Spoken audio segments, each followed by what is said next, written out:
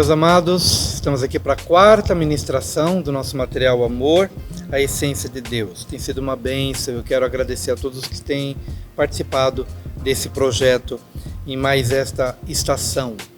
Antes da ministração, uma recomendação.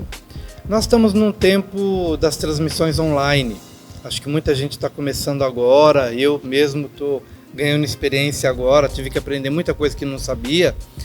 E eu penso que grande parte das pessoas que hoje estão liderando célula também estejam se familiarizando. Eu tenho uma dificuldade na transmissão, seja qual for a plataforma, porque embora eu saiba que estou ali na presença de outras pessoas, né, na transmissão, seja Google Meet, seja Zoom ou o que for, a dificuldade que eu tenho é que eu vejo apenas algumas pessoas na tela. Então eu tenho uma falsa impressão de que só é aquele povo que está ali que eu estou vendo. Mas a realidade não é essa. Nem todo mundo aparece na tela. E eu gostaria de te estimular a ter essa noção do todo. É importante a gente não perder a essência da célula, porque a célula é um local onde a gente ora, onde a gente ministra a palavra, mas também é um lugar onde a gente se sente amado, lembrado.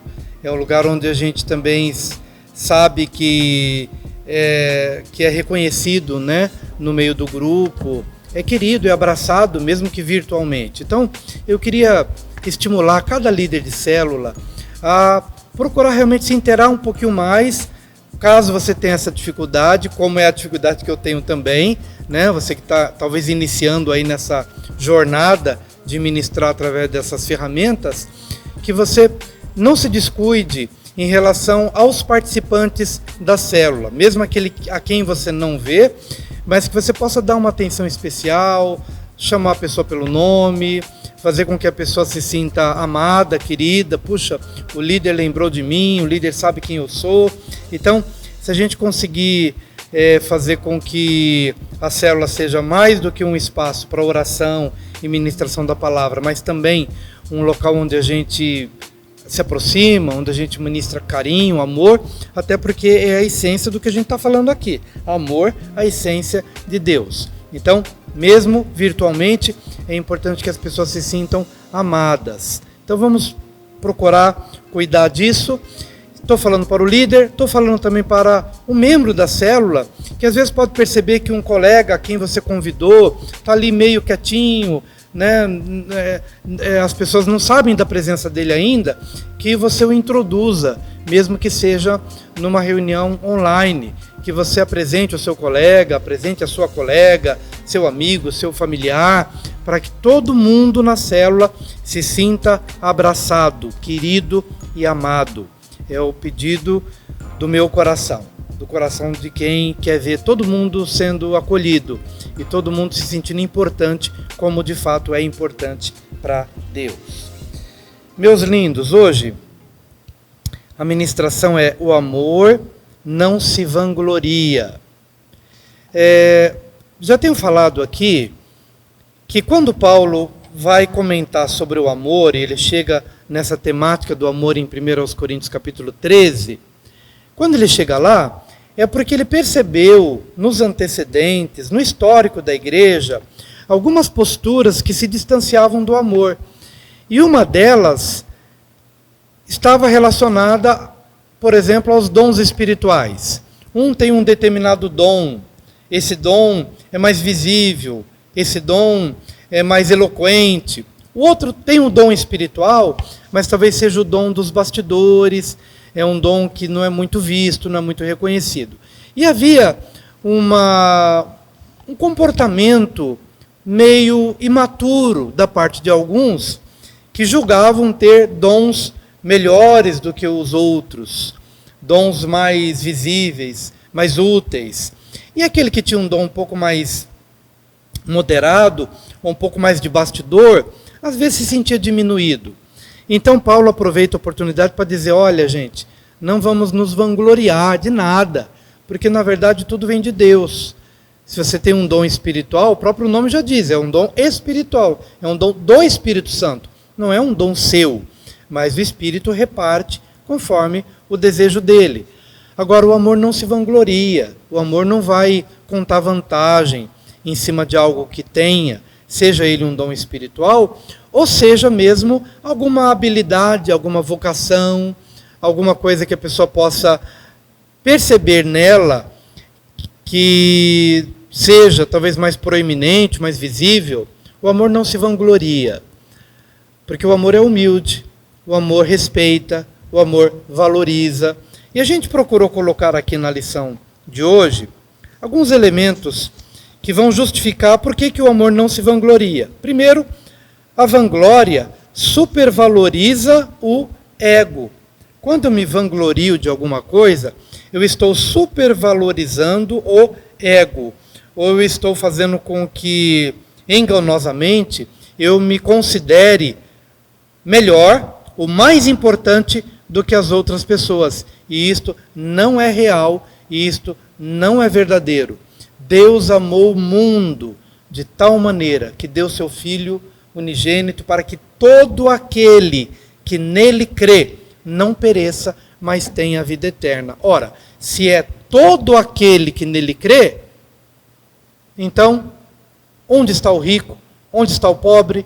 Onde está o homem? Onde está a mulher? Onde está o grande? Onde está o pequeno? Todos foram nivelados, porque o amor de Deus ele se manifesta para todos. Agora, a vanglória, ela nos coloca num pedestal. E isto é terrível, porque ele é um passo da soberba, tema sobre o qual vamos falar na semana que vem. Então, cuidado com a vanglória, porque ela supervaloriza o ego e traz uma realidade não verdadeira, porque Deus ama a todos por igual. Na mesma linha dessa visão igualitária, desta visão de igualdade, a vanglória é um problema porque ela, primeiro, supervaloriza o ego, mas como consequência, ela minimiza o valor do outro. Ora, se eu estou me colocando acima, então automaticamente eu estou colocando o outro abaixo. Eu estou dizendo que o outro é menor, que o outro tem menos, que o outro é menos importante. E isto não é verdadeiro. O amor, como já falamos, ele tem que ser manifestado a todos, e nós temos que ter uma visão muito moderada acerca de nós mesmos, para não corrermos o risco de pecarmos contra a importância e contra o valor que devemos dar ao outro. Tudo isso vai ser discorrido aqui com detalhes na ministração acerca da vanglória, e eu tenho certeza que você vai se identificar com essa lição e ela vai falar ao seu coração. Em terceiro lugar, a vanglória é uma glória vã. O próprio nome diz. Perdoe a redundância, mas é só para deixar claro que a vanglória é uma glória vã. Em que sentido de ser vã? Ela é vã porque ela é passageira, ela é um sopro, ela não tem substância e ela não tem poder de eficácia, ela não edifica, ela não serve para nada. A vanglória é uma glória vã, que não produz nada de bom, nada de excelente, diferente do amor. O amor edifica, o amor constrói, o amor cobre multidão de pecados. Você percebe que, enquanto que a vanglória ela não leva a lugar algum, e até leva no sentido negativo, mas ela não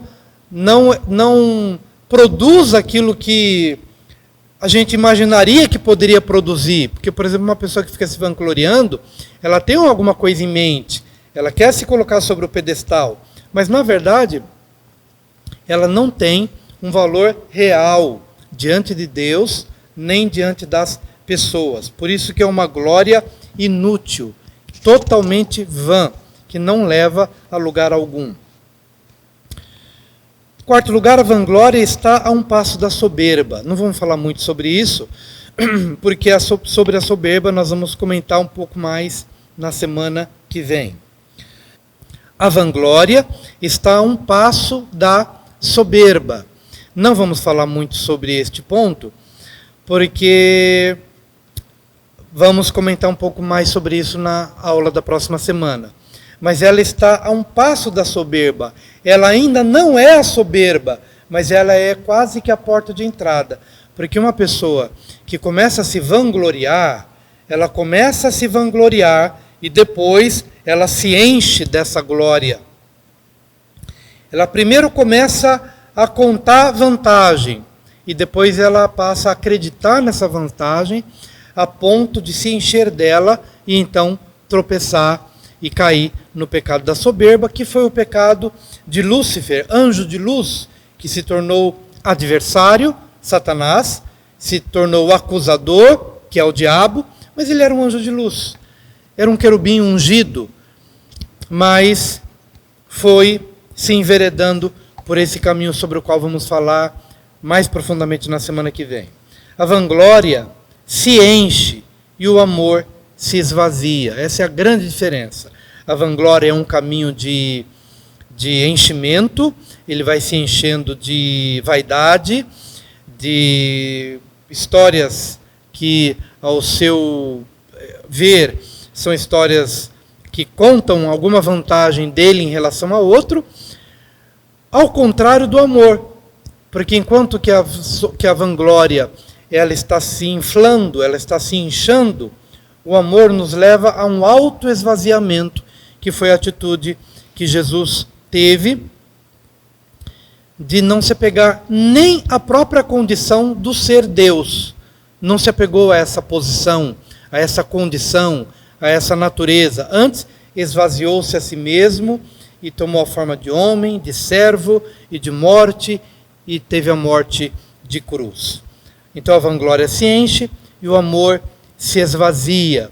O amor não conta vantagem. O texto lindo aqui de Isaías 42, de 2 a 4, acerca de Jesus: não gritará, nem clamará, nem erguerá a voz nas ruas, não quebrará o caniço rachado, e não apagará o pavio fumegante. Essa é a atitude de Jesus, que em nada chamou a atenção para si mesmo. Até em algumas curas, ele pediu que não propagassem. Tamanha a humildade e tamanho o desejo dele de, naquele momento, não ser exposto à publicidade. E, em último lugar, a vanglória muitas vezes se camufla de motivos espirituais. Por exemplo, a pessoa não quer admitir que ela está se vangloriando, mas ele é um religioso e vai se vangloriar da sua igreja cheia, vai se vangloriar dos seus recursos, da sua tecnologia, e de repente no final ele diz: puxa, Deus nos abençoou com uma grande tecnologia, ou com uma igreja maravilhosa, mas no fundo ele pode estar escondendo uma atitude de vanglória, em nome de Jesus, ou em nome de Deus, sem perceber que alguma coisa ruim está se manifestando na fonte da sua vida, e que ele precisa identificar o quanto antes, para não se enveredar mais ainda por um caminho de vanglória que culmine na soberba, pecados contra Deus e pecados contra nós mesmos e contra o próximo. Espero que você tenha entendido as dicas de hoje e que essa célula seja uma bênção para você, uma bênção para todos os participantes, e nos vemos, se Deus quiser, na próxima semana. Deus te abençoe.